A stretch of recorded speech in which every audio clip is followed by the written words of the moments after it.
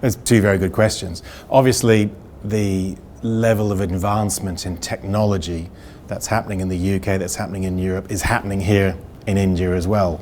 The pace of change that is taking place in the sector is incredible.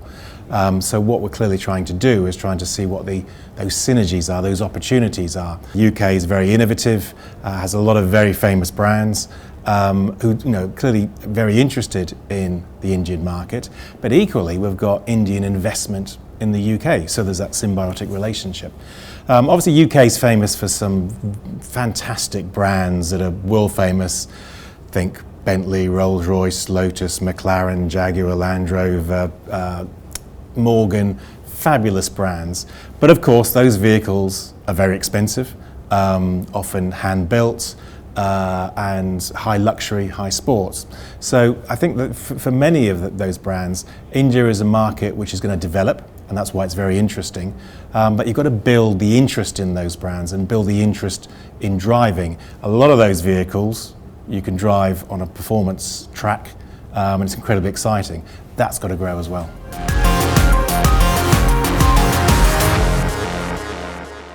It's every car manufacturer, every fleet has to move gradually from internal combustion engines to zero emission motoring. UK government this week basically said that from 2035 it would end the sale of petrol and diesel cars. The UK is making electric cars, it's making hybrid cars, it's making some plug-in cars. We need to make more of them because if you like, the quicker we can get there, the quicker we can get those vehicles on the road and the older vehicles off the road, the quicker you can address climate change issues, air quality issues, which are a major problem in UK cities like they are in many other cities around the world. In terms of India though, what has struck me about India is that pace of change.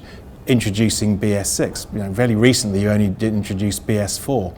Look at some of the other ways that India, how rapidly it's adopted technology. That's what makes it tremendously exciting for the automotive industry.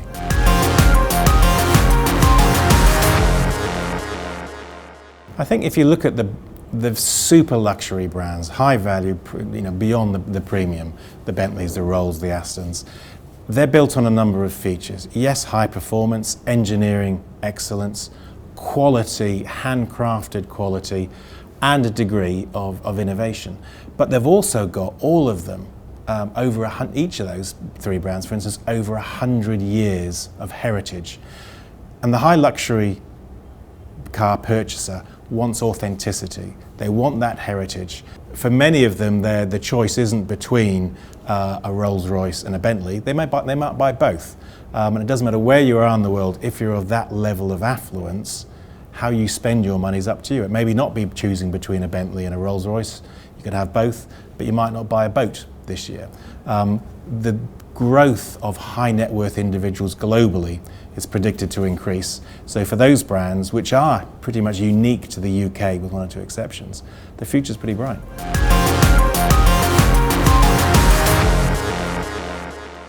Well, obviously the connection between Indian companies and UK automotive is very strong. Obviously investments with Tata, Mahindra to name but two. The UK's had a real tradition in innovation within the internal combustion engine. I would probably argue that we make better internal combustion engines than anywhere else. If you believe, as I would, that Formula One is like the absolute zenith of efficiency from an internal combustion engine, most of those brands are based in the UK. They might wear a different flag for sponsorship reasons or ownership reasons, but the R&D is there in the UK. And that's what the UK is very good at, R&D, development, innovation. But no one's got a monopoly on good ideas. You constantly have to look at what else is happening around the world. You use the example of India, you can use the example of China, you can use the example of the States. Where are those creative ideas coming from? Try and build those links between, in our case, the UK and somewhere else, to make sure that you can grasp them, because the future for mobility is clearly going to be a very strong one, because that demand for mobility around the world has to be fulfilled. It can't immediately go to electrification overnight, because that needs a huge infrastructure investment. So internal combustion engines are going to be the mainstay for many years yet.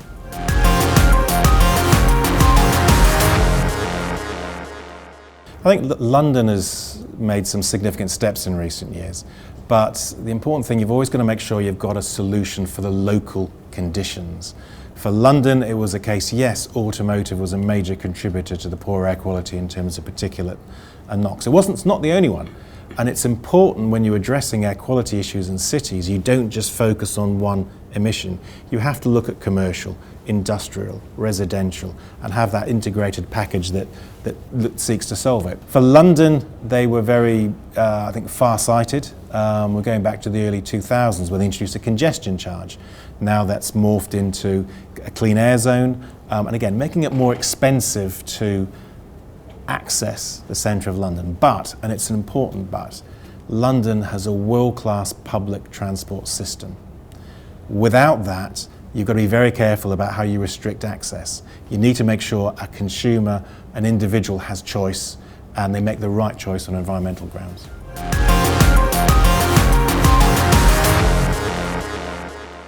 I think for the global automotive industry is increasing collaboration. If you look at some of the challenges we're facing in terms of environmental, in terms of connectivity, in terms of mobility, these are fundamental changes to the nature of mobility which require huge investment.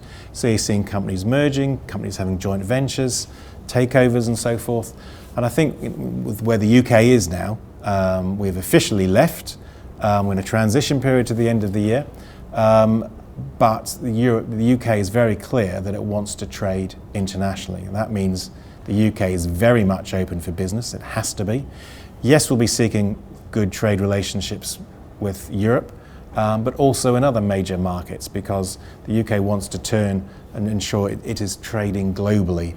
And clearly with India, with a massive automotive market and those synergies we've spoken about earlier, there's already links between the Indian automotive sector, strong links, and the UK automotive sectors. We want to see those grow.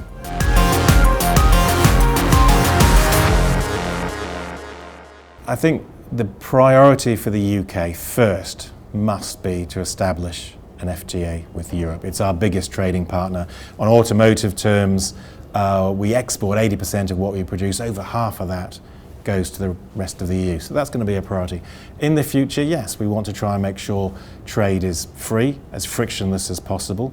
But obviously you want to try and make sure that you can gain a mutual advantage. And that's the difficulty with any trade negotiation, because it's not just about one sector. Invariably it spreads out to looking at other sectors. For automotive, there's some obvious wins there, but I think any government will be looking at the total round of the impact on society and the economy as a whole. One of the key things about trying to grow trade between India and the UK is making sure we both understand what are the requirements the other country needs. It's difficult to trade internationally. You don't know what the local conditions, local customs are, and so forth. Here in the UK, we've got the Department for International Trade in India, which can provide Indian companies looking to trade, looking to invest in the UK with the support, the one-stop shop that they need. Equally, we know if we're helping British companies export to India, we will again look to the Indian government to help. That's how trade is simplest and can be most effective.